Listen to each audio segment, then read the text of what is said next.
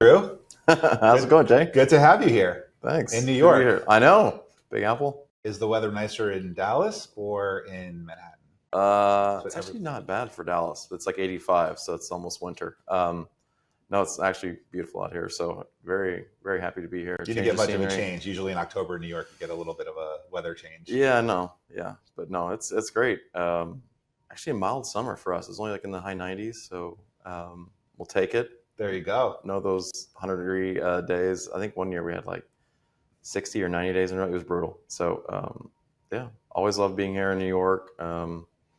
Energy, the vibe, a little bit different than Dallas. A little bit of a quicker pace to it, but yeah, great to be here. Yeah, how about them boys? Oh man, everyone says that. I feel like you beat the Jets. Did you go to the game? No, I didn't get a chance to go to the game. But the game was yesterday. I know. Cowboys at Jets. You didn't even go. You didn't. No, I know.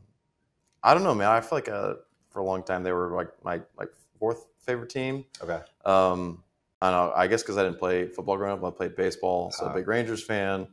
Even played hockey. So like the Dallas Stars came to Dallas. That was a big thing. Like the '90s, Mike Modano. That's great. On the Cup. So, but no, I'm a big Dallas fan. But I know I'm in enemy territories. I worked with Michael Young's sister at a digital media and ad tech company. Yeah, when very I first cool. started. Yeah. She was Michael Young's sister. That was really random. So random, very random, right? He's like Mr. Rainer. He was everything. Oh my God, he did so well. Well, we could talk about baseball. Maybe we will after this. Yes, sounds good. But from a personal standpoint, tell us a little bit about you and your role at PepsiCo. And sure. So I've loved marketing forever. Mom's kind of the creative side, English teacher, loved poetry kind of deal. Then my dad was more like the lawyer side, analytical. So I didn't know how to like kind of bridge those two. I was like, I kind of like left brain, right brain, my art or science here. And marketing was kind of both. A little bit of like, okay, how can I like figure out the consumer mindset? How can I think about creative? What's attractive to them? How brand kind of grows? But then the revenue side, how much do I spend? How much sales do I need? All that kind of financial side. So a little bit of both. So I've always loved marketing. And then the technology piece, I think, was key. So, growing up in the e-commerce, boom, where everyone's like, oh, you have to have a .com, like the GoDaddies of the world were coming out. And people were like, well, wait a minute, I can actually shop online. Like, this is a really innovative space. So that kind of scratched a bunch of itches for me. So I've been in the marketing space for a long time and was lucky enough to join PepsiCo, my goodness, almost 9 years ago now. Wow. So been there a minute. Veteran. Yes, a seasoned veteran. Michael Young of PepsiCo. There you go. Nice. Type back in there. But yeah, just absolutely love working there. It's a unique place where you have the resources of a giant, but they understand, they're humble enough, I think, as a house of brands to know they don't know everything. Yeah. And so when I came on board, it was more of an actually media capacity. So I have a bunch of different backgrounds, whether it's CRM, loyalty, tech, user experience, a bunch of different sub-disciplines I've done within marketing. And since I've been at PepsiCo, it's been on the media side. Okay. What was your major in? You went to TCU, you were telling me. Yeah, TCU, undergrad, but marketing always throughout. And then me too. University of Texas, Dallas, did MBA and then MS in marketing. Okay. And then Masters of Science in Marketing was kind of a key piece for me because that's when like the data was really key. So we talked about the tech a little bit, like how that kind of scratched some of the itches for me. But understanding the consumer and having that like actual, the software that I could see the data in real time and actually make decisions as opposed to kind of like that guesswork and like that longitudinal studies that like marketers used to run, oh, I hope the consumers are responding well. Starting to get that data in real time. And so some of my graduate work there, Tableau, just some of the basic. Oh, wow. So you took classes analytics that actually affect your current job today. Bingo. Yes. So I actually had hands-on, experience I could bring to companies and say, hey, I can, run this campaign for you or actually know what I'm talking about as opposed to, I read a couple books in my MBA school. That's interesting because media is a melting pot. Yeah. You get poli-sci majors, you get marketing majors, you get economics majors, you get a little bit of everything, but your background's really marketing and then applying the sales piece you mentioned, how to bring everything together and tie it all together, which is really interesting. Did you have a minor or were you just a major? No, literally marketing. So just MBA and then Masters of Science in marketing. But at the core of all this is the consumer. That's what's the fascination piece to me. It's like, what is a consumer like? What is it going to respond to? Why pick this brand versus the other brand?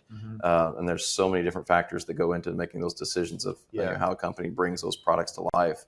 It's just exciting, and it's changing every day. So that's also the thing that keeps, I like things new.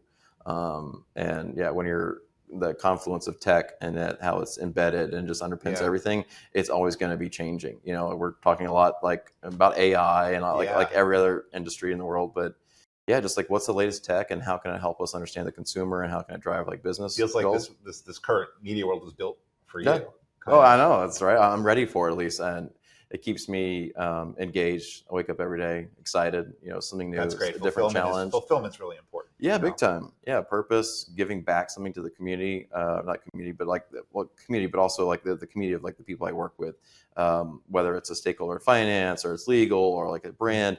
I feel like every time I'm walking in a room, there's something that I'm giving back to, where it's not just like I'm another person sitting at the table.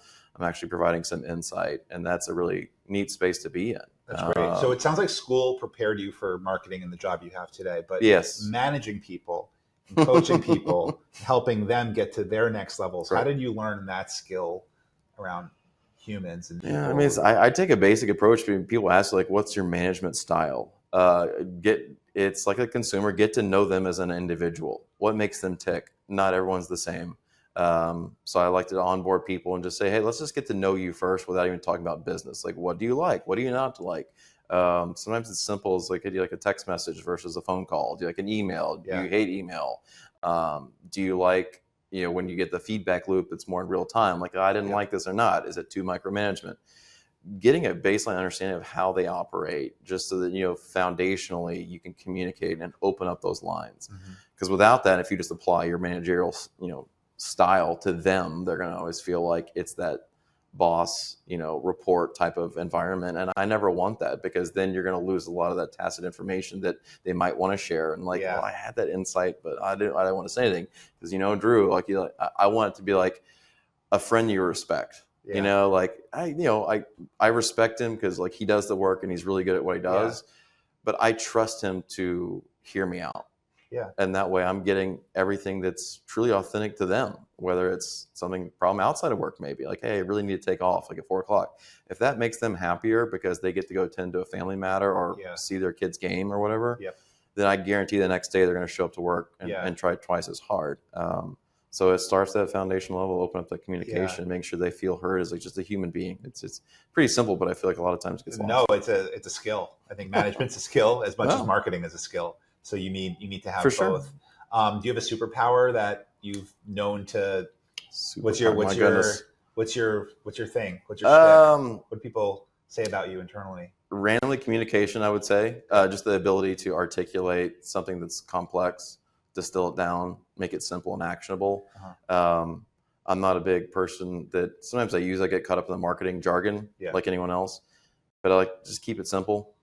What are we talking about here? This is an email needs to be 3 sentences, like let's just keep things simple. Let's talk like you would to anyone else. Or if I can't understand this within 30 seconds, then I'm probably not going to understand it after 2 hours of a PowerPoint presentation. I've heard a lot about that today in other sessions is like, cut the shit. Let's just get right to the point. Tell me what's different, how I'm going to benefit. And correct. Let's move forward. What do you need? What's the next steps here? What's actionable? And then if I'm communicating my vision, thinking through their perspective first, as opposed to what I want to say. This is I already know the information. This is not about me. So of thinking about critically who's in the room, what do they want to hear, what do they need to hear, how does it need to be phrased to them, how does it need to be positioned to them, as opposed to just, again, it's like that management style, right? Taking a one size fits all. No, it needs to be dynamic, based on the individual, based on the audience. So it could be kind of dumbing it down if it's more like AI and, hey, let's talk about agentic AI. Well, probably that C-suite person doesn't even know, what AI is. So let's make sure that they understand like some of the basics of the foundational. So let's shift gears a little bit, because you talked about yourself and your career and your profession and your team. Are there projects you've worked with your team that you're really proud of, either in the last year or so, or even going back Sure. I mean, it is very timely with the AI piece here. But so what PepsiCo's designed is to make sure that all the brands are supported. So a lot of the headcount and the teams are literally underneath, like as like almost like a column or a pillar to support Doritos or to support Cheetos. Well, the cool thing about the team dynamic that we're in right now, as innovation is happening in real time, we can't wait on all of our agency partners or third-party partners to come in with this expertise. We need to build it in-house. So we're starting to build up a lot of those internal muscles at PepsiCo, and I'm very, very proud of it. So we have this fearless leader, Sean Van Rappold, who is just a brilliant visionary, sold into the organization, why we need more headcount, why we need to start building these muscles internally and not to be so reliant on other people. Because let's be honest, they're not going to always act on the behalf of the brand or the business because it's not their brand, right? It's not their baby. We know the brands better than anyone, so we need to start building those foundational pieces. And one of them is actually, what does AI mean for media? And so it's like a fun little side project. Right. And so we kind of call them pods, basically, just like a scrum team, however you want to do it. But we are allocated with resources to have a bunch of cross-functional experts to literally scour the environment and say, hey, who could help us out in AI? Let's not wait for an agency to come to pitch us on this. Let's start doing the due diligence ourselves. So we started doing it for media buying. And so slowly but surely, we started scaling the testing, saying, hey, can we do one test? Can we do two tests?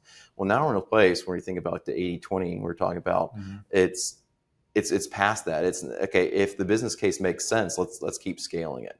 And so what we've been able to do is find real-time optimizations, but not only real-time optimizations with AI as opposed to the manual hands-on keys for our bidding, but it's scrolling across environments. So the consumer is not just on their phone. They're not just on the tablet. They're not just listening to a podcast. Yeah. They're everywhere.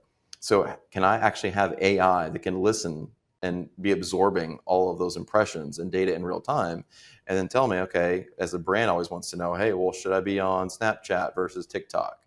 Right. Should I be on Facebook versus Instagram? Or, should I be on where Paramount, whatever. Well, now my AI can say, hey, Paramount's where your consumers are. So let's optimize the media. So it can build your media mix. Bingo. And in real time, start to optimize that media mix. And when we brought it back to the organization, they were like, are you kidding me? Like, this is amazing. Right. But that's just scratching the surface, because that was more on a sales basis, like short-term sales. Like where am I more inclined to drive a sale? Now, as I build my brands, I'm thinking about deeper, more longitudinal KPIs. Like, is this salient to them? Is this actually meaningful to them? Yeah. Is this differentiated? Because if I go to point of purchase and a Dorito is like an extra 50 cents versus private label, I need to make sure I'm driving that meaning. Well, how do you drive meaning? That's where like frequency comes in, or duration, or viewability.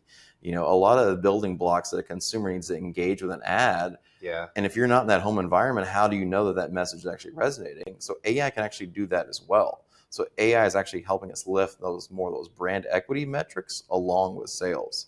So very proud of the work that we're doing there, and that's really cool. And so it went from just a couple people working on this to more resources, more money, more time. Because that's where the productivity, that's where the efficiencies are really coming from. And it feeds your brain. You want innovation, bingo, and you're tying it back to your fulfillment.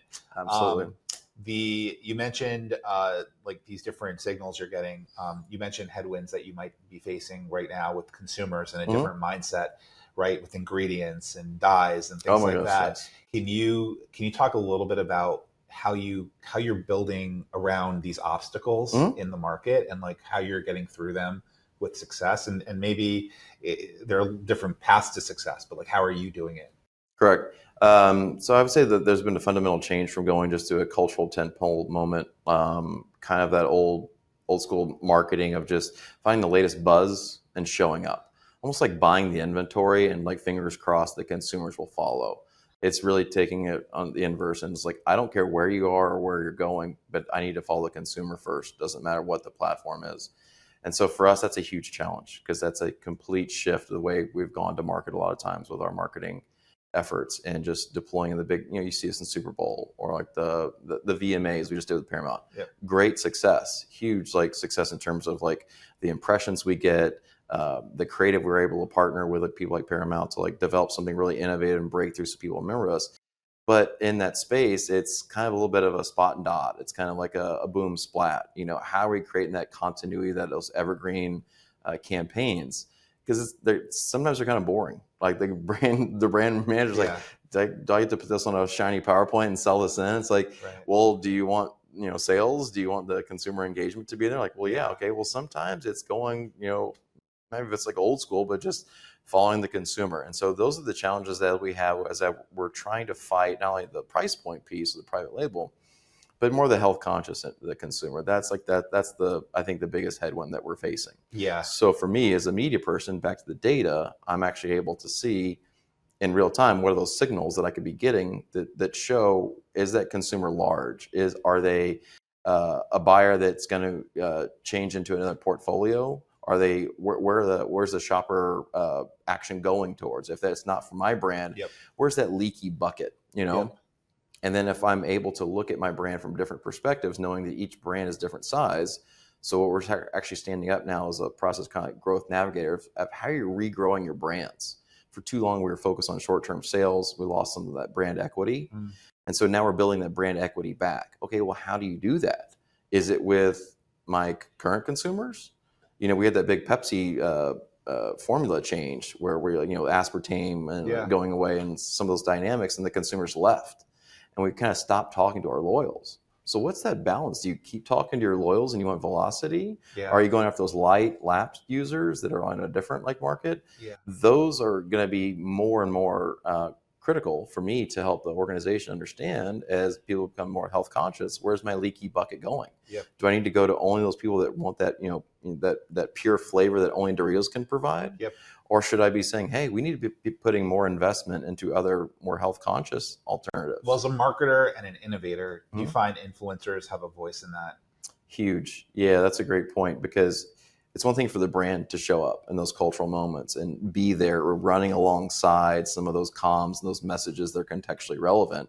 But it's still coming from the brand point of view, and the consumer today is like, do they trust the brand? Yes, that's just the brand talking. But they might trust somebody that looks like them, that acts like them. Correct. That plays baseball. They might trust that person. Yep, absolutely. So how do you use a creator, an influencer, somebody who speaks on behalf of you, but you want to keep it organic, which I know is the delicate balance, I'm sure. Yeah, and for the marketers, a lot of times it comes down to the brief of what we want the influencer to say, because there's a little bit of a quality control issue there, like what they're trying to say, or like who they represent outside of just this brands, because that's where I think micro influencers can play a huge role. One, it's maybe someone you haven't heard of, because then you're going to associate that person with like 18 other brands, I mean, we're guilty of it. I mean, we've used Kevin Hart before, and he's amazing and he does his job great. Right. And he sells in the humor for Do Us a Flavor, but he also has other brands he's promoting. Right. So that's where influencers can really come in. And like, it's more that ownability. Like, this person actually loves the product. And I've been on those shoots before. Like, we've done like walking tacos with Fritos before. And the country western guys, like, I have this in my house, by the way. Like, this isn't just like, I'm not just here. And it comes across that authenticity. You can see it, you can feel it. They can also deliver the messages in a more contextual way. We're trying to get more recipes. Does it drive sales though? Because TV, you've had traditional MMM, right? Online video, you can see completion rates and you can actually tie up a third-party measurement study. But influencers and social, sometimes it's hard to know the conversion. So how do you look at influencers as not a nice to have, but a need to have? And I would say it comes down to sometimes the platform, so the capabilities in the back end of the measurement, because then maybe they are, but we have like mixed model analysis, you have multi-touch attribution. Where's that sale really coming from? But a lot of times in this environment, you can actually deterministically show, hey, the clicks led to, X visits on the site. Right. Or in the case of one of our big partners, TikTok, we're leveraging their TikTok shop. People are more inclined to buy online, even at a smaller price point pack, like, which is crazy. Like, maybe 5 years ago, it was all multi-pack business. Right. But now, if it's an innovation, if it's breakthrough, people are building baskets on their social site.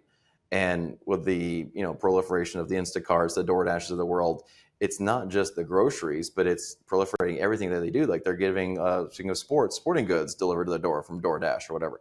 So now that user adoption, that app is getting open so much more that when you think about TikTok Shop, people are like, they're just used to building baskets now, and getting something maybe net new or a new process, that barrier to entry is kind of dissipated and people are just ready to use it. Right. So if they do see something it's not a pair of shoes, or it's not a car they want to earmark or bookmark. It's a product I want to try, but they know how to facilitate that from that experience, from the TikTok experience down to the cart and actually buy it.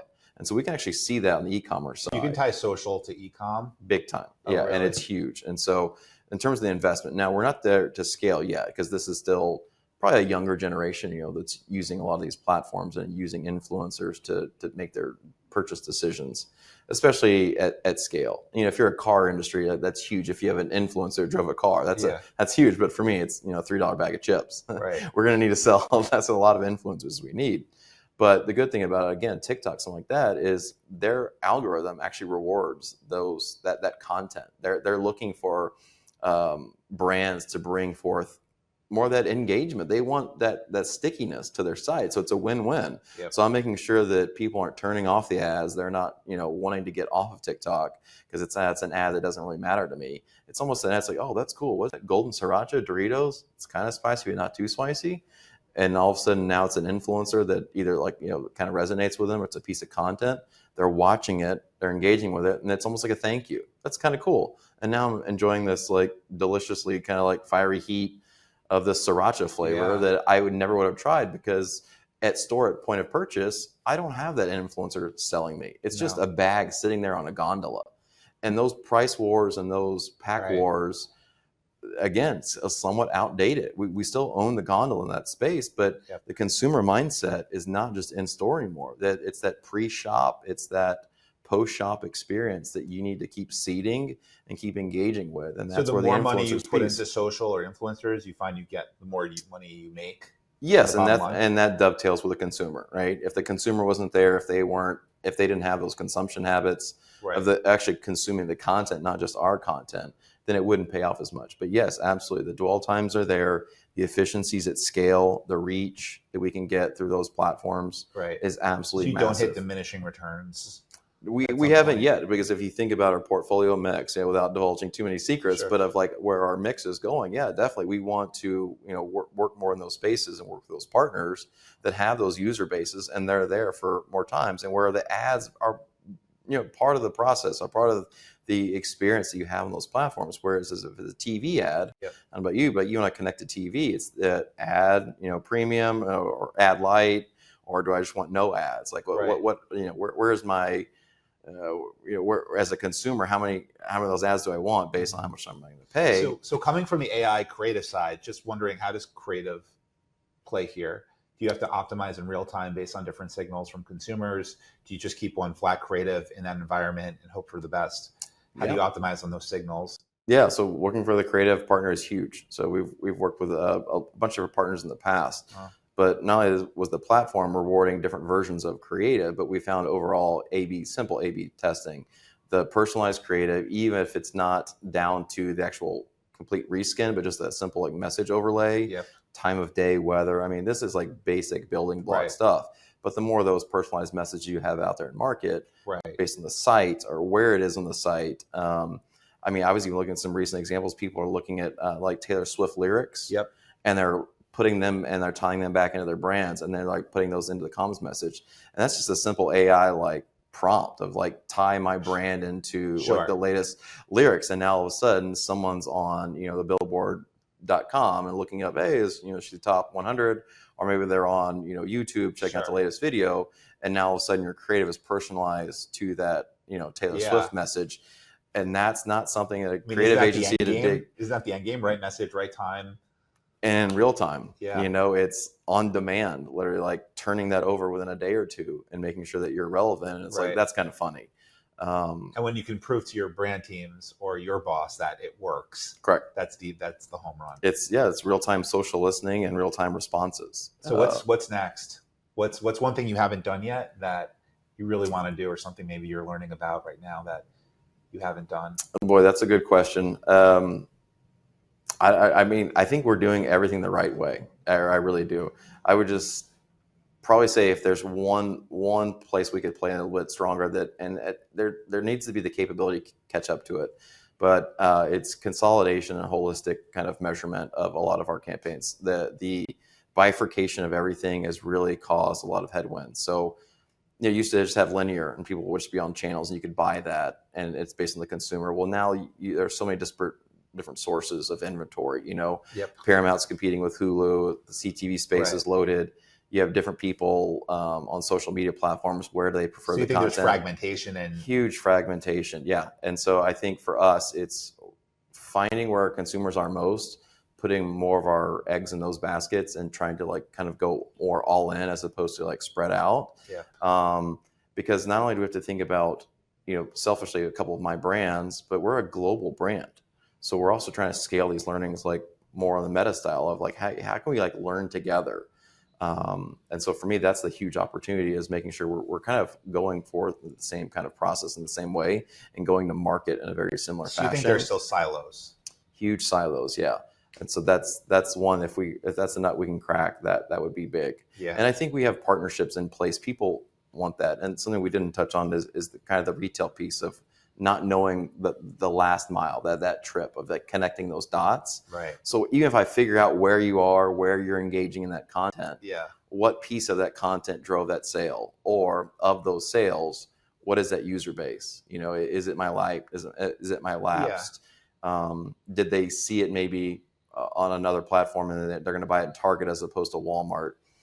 So it's connecting the pieces of where my exposure needs to be, but also connecting it down. Right now you have fragmented directional data, and you're just trying to get holistic data that actually basically tells you. AI should do that. There you go. Right? And then the reporting piece, if you can pull it all together and we now have a unified dashboard, we're all looking at the same data. That's the truth. And we're making the same decisions. I know senior leadership in my organization would love that. They're always pushing for unification of data. Yep. So we're tying it all in, right? As exposure as the consumer, can AI see it? And then that'll help me with the reporting piece of tying it back down to the sales and where those sales are happening and who they're happening with. And then you start to scale that becomes very powerful. And then you tie in the creative piece of personalizing that. You have the holy grail. Holy grail. That's the true north, and hopefully we'll get there. And hopefully you're learning this week at Adweek. Yes, absolutely. I just learned a whole bunch about AI and agentic AI. It's fascinating, isn't it? How creators are using it, how people are scaling it so fast. It's still the second inning. Oh my gosh. There's plenty to go. Yep. There's plenty of different formats and things, and being at the brand you are, I think you've got flexibility to try things, to do things, to see what works, what doesn't work, all of that. So it's an exciting time probably to be on your brands at PepsiCo. So that's great. So let's end with some personal stuff. Okay. Your family? Yes, they keep me busy. Got a wife I love, married 10 plus years now, and she's always into something. She's got her own startup. She's got housing side projects. She works at Samsung. She's higher up there. She's kind of just my spark plug. She's always getting up in the morning early. She's on her walks before I even get out of bed. Does she understand what you do? Yes, definitely. So she's in the marketing space. So she does more the making sure if you go to a AT&T or a Best Buy, making sure you're picking a Samsung versus an Apple product. Okay. So she gets marketing 101. Okay. Now in terms of the media stuff and the AI, probably not so much. But yes, broad-based consumer. Well, why am I going to pick product A versus product B? She gets it completely. She gets it.